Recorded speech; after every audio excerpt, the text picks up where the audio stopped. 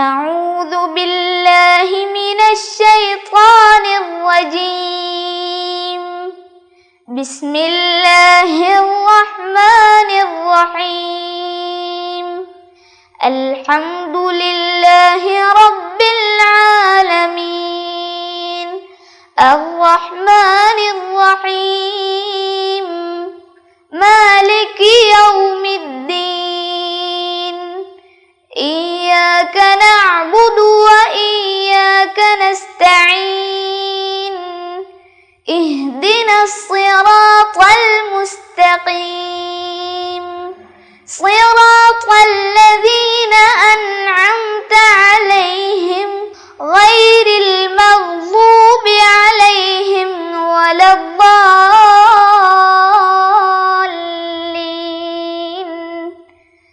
آمين. അസ്സലാമു അലൈക്കും വറഹ്മത്തുള്ളാഹി വബറകാതുഹു. ബിസ്മില്ലാഹിർ റഹ്മാനിർ റഹീം. അൽഹംദുലില്ലാഹി റബ്ബിൽ ആലമീൻ. വസ്സലാത്തു വസ്സലാമു അലാ റസൂലിഹിൽ അമീൻ വഅലാ ആലിഹി വസഹ്ബിഹി അജ്മഈൻ. 5ാം ക്ലാസ്സിലെ പ്രിയപ്പെട്ട മക്കളെ, എന്തെല്ലാമാണ് നിങ്ങളൊക്കെ വിശേഷങ്ങൾ? സുഖല്ലേ? 5ാം ക്ലാസ്സുകാർക്ക് എല്ലാവർക്കും സുഖല്ലേ? അല്ലാഹു സുബ്ഹാനഹു വ തആല എല്ലാവർക്കും സുഖം തരട്ടെ.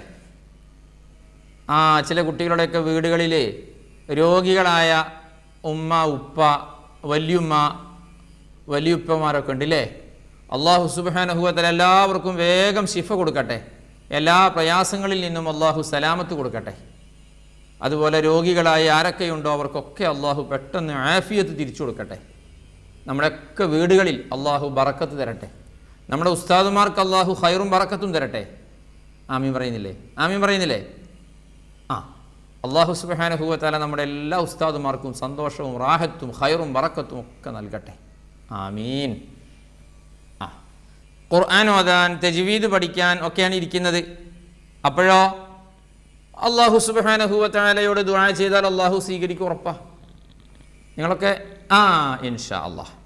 ശരി മക്കളെല്ലാവരും ഇന്ന് ഒരു 10-15 മിനിറ്റ് സമയം, കുറച്ച് സമയം മുഴുവൻ ശ്രദ്ധയും ഇങ്ങോട്ട് കൊടുത്ത് ഇരിക്കണം.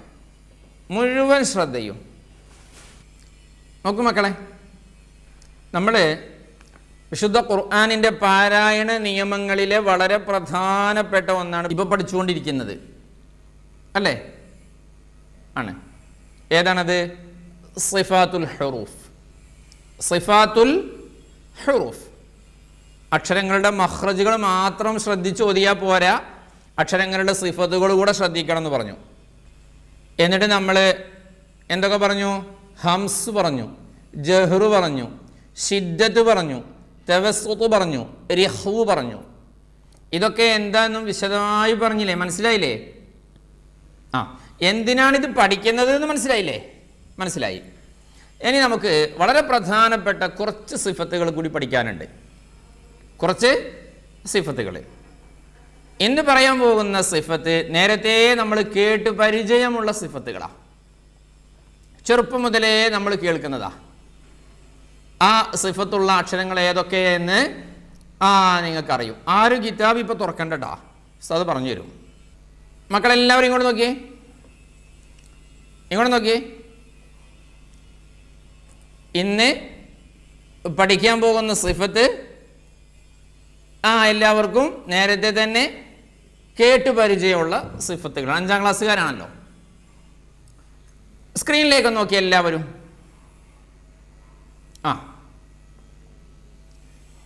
ആ അക്ഷരങ്ങൾ എത്ര എണ്ണം ഉണ്ട്? 7 എണ്ണം ഉണ്ട്.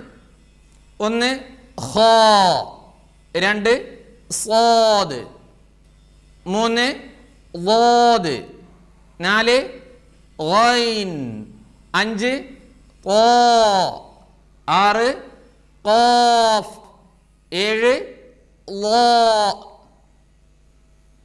അല്ലേ? ഈ 7 അക്ഷരങ്ങൾ മക്കളെ മക്കളെ മക്കളെ മക്കളെ ഉസ്താദ് പറഞ്ഞു ശ്രദ്ധ പോകാൻ പാടില്ല എന്ന്. ഈ 7 അക്ഷരങ്ങൾ നമ്മൾ ഉച്ചരിക്കുമ്പോൾ പറയുമ്പോൾ നാവിൻ്റെ മുരട് അണ്ണാക്കിലേക്ക് ഉയരുന്നു, ഒപ്പം വായ നിറയെ ശബ്ദമുണ്ടാകുന്നു. മനസ്സിലായോ? ഖാഫ് സാദ് വലദ്ദാല്ലീൻ അല്ലേ? വായ നിറയെ ശബ്ദമുണ്ട്. അക്ഷരം ഹെവി അക്ഷരാണ്, തടിപ്പിച്ചു ഉച്ചരിക്കേണ്ട അക്ഷരങ്ങളാണ്. നാവിൻ്റെ മുരട് മേലെ അണ്ണാക്കിലേക്ക് ഉയരുന്നുണ്ട് ഈ അക്ഷരം പറയുമ്പോൾ.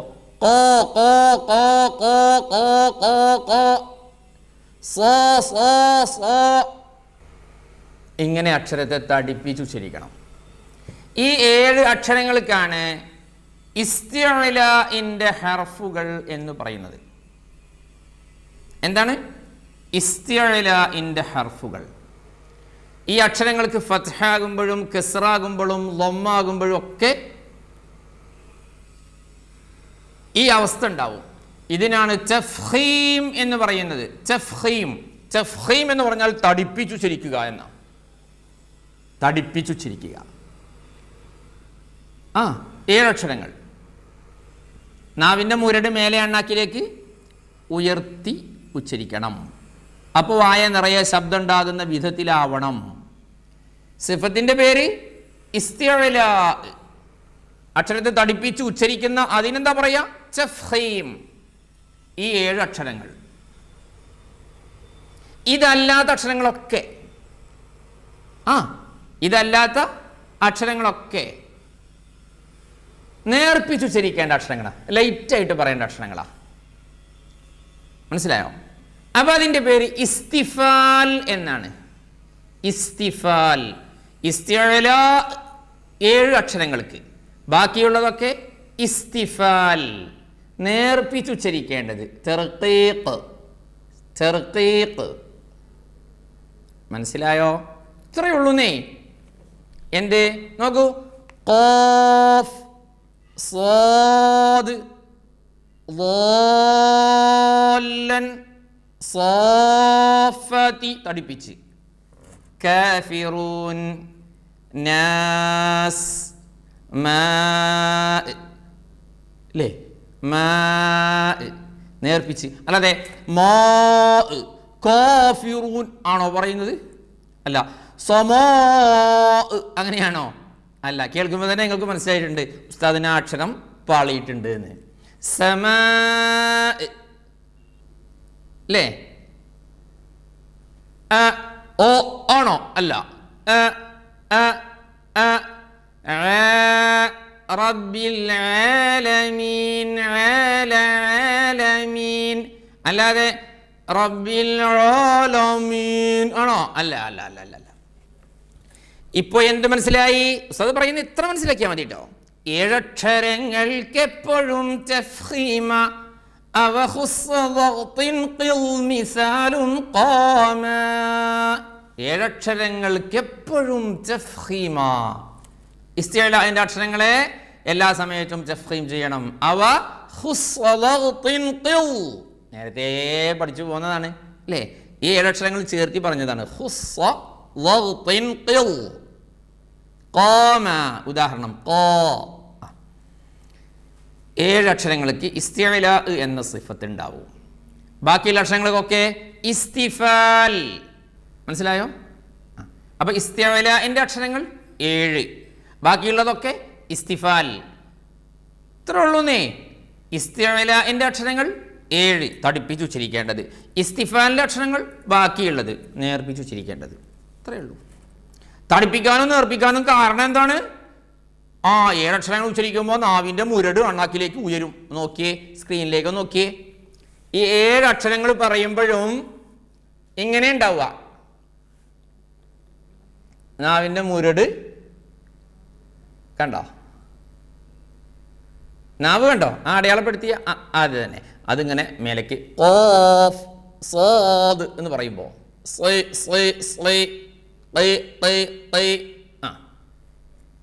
ഇങ്ങനെ ഉണ്ടാവും. മറ്റുള്ള അക്ഷരങ്ങൾക്കൊന്നും ഇങ്ങനെ ഉണ്ടാവില്ല. നാവിൻ്റെ മുരട് മേലേക്ക് പൊങ്ങൂല. ഓക്കെ. അപ്പം നമ്മൾ 2 സിഫത്തുകൾ പഠിച്ചു. ഒന്ന് ഇസ്തിഅലാ, എത്ര അക്ഷരം? 7 എണ്ണം. അടുത്തത് അതിൻ്റെ ഓപ്പോസിറ്റ് ഇസ്തിഫാൽ, ബാക്കിയുള്ളത്. ഇനി സിമ്പിളായിട്ടൊന്നും കൂടെ ഉണ്ട്. നമ്മുടെ ഇസ്തിഅലാഇൻ്റെ അക്ഷരങ്ങൾ നമ്മൾ പറഞ്ഞില്ലേ, ഈ 7 അക്ഷരങ്ങൾ മക്കളെ, ഇസ്തിഅലാന്റെ അക്ഷരങ്ങൾ 7 നമ്മൾ പറഞ്ഞില്ലേ അല്ലേ? നമ്മൾ 2ാം ക്ലാസ് മുതലേ അക്ഷരങ്ങൾ ഇങ്ങനെ ചൊല്ലി വരുമ്പോൾ തന്നെ അലിഫ് ബ ത സ ജീം ഹ ഖ അങ്ങനെയാ പറഞ്ഞത്. അപ്പോൾ 2ാം ക്ലാസ് മുതലേ പരിചയമുള്ള സിഫത്തുകളാണ് ഇതില്ലേ? ഓക്കെ, 7 ഈ 7 4 ഇത്ബാഖ് എന്ന സിഫത്തും കൂടെ ഉള്ളതാണ്. മനസ്സിലായില്ല? 7 അല്ലേ ഇപ്പൊ പറഞ്ഞ അതിൽ തന്നെയുള്ള 4 ഏതെല്ലാണെന്ന് അറിയോ? നോക്കൂ. സാദ് ളാദ് താ ളാ ഈ 4 അക്ഷരങ്ങൾ പഠിക്കാൻ സുഖ. സാദും അതിന്റെ മേലെ പുള്ളിയുള്ളതും താഉം അതിന്റെ മേലെ പുള്ളിയുള്ളതും ഈ 4 അക്ഷരങ്ങൾക്ക് ഇത്ബാഖ് എന്ന സിഫത്തുണ്ട്. ഇത്ബാഖ് എന്ന് പറഞ്ഞാൽ എന്താ അറിയോ? നാവിന്റെ മുരട് മാത്രമല്ല, മദ്യം കൂടി നടുഭാഗം കൂടി മേലേക്ക് പൂങ്ങും ഉച്ചരിക്കുമ്പോ.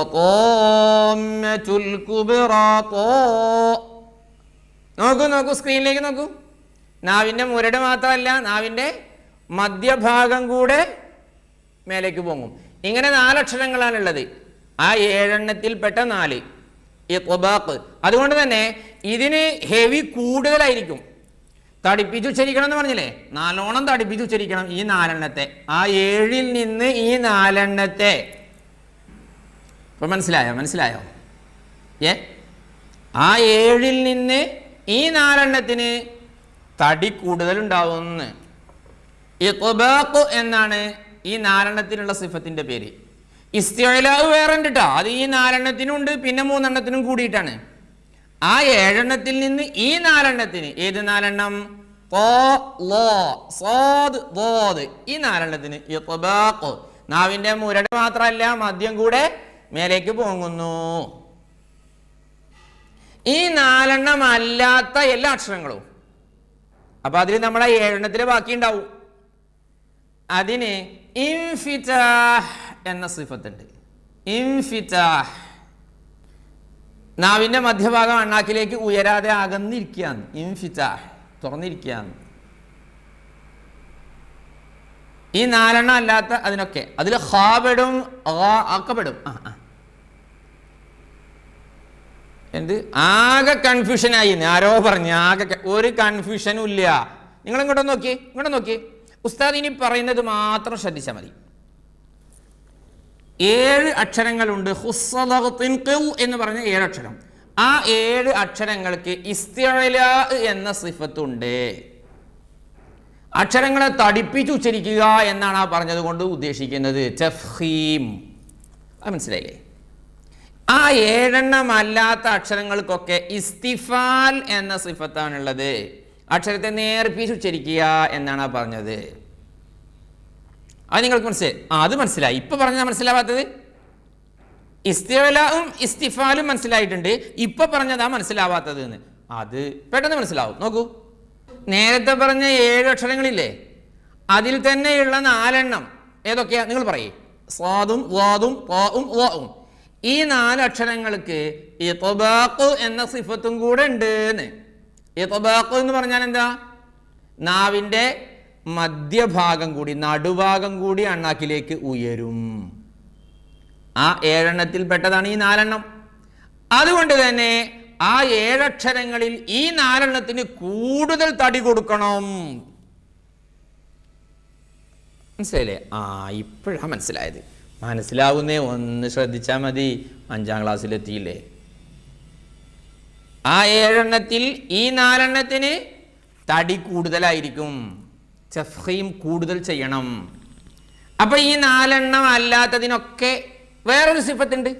അതിന്റെ പേര് ഇൻഫിതാഹ് എന്നാണ്. നാവിന്റെ നടുഭാഗം മേലെ അണ്ണാക്കിലേക്ക് ഉയരാതെ നിൽക്കുക. ഇൻഫിതാഹ്. മനസ്സിലായില്ലേ? ഖലാസ്. ഇപ്പൊ 4 സിഫത്തുകൾ നമ്മൾ പഠിച്ചത്. ഇസ്തിഅലാ, ഇസ്തിഫാൽ, ഇത്ബാഖ്, ഇൻഫിതാഹ്. ഇസ്തിഅലാന്റെ അക്ഷരങ്ങൾ 7, ബാക്കിയുള്ളതൊക്കെ ഇസ്തിഫാലിൻ്റെത്. ഇത്ബാഖിന്റെ ഹർഫുകൾ 4, ബാക്കിയുള്ളതൊക്കെ ഇൻഫിതാഹിൻ്റെത്. ഓക്കെ, ഇനി കേട്ട് നോക്കൂ ഒരു പാട്ട്. ജസ്റ്റ് കേട്ടോളൂന്നേ. 7 അക്ഷരങ്ങൾക്കാണ് ഇസ്തിഅ്ലാ, നാവുയരലാണണ്ണാക്കിലേക്കൽ ഖാ. മനസ്സിലായോ?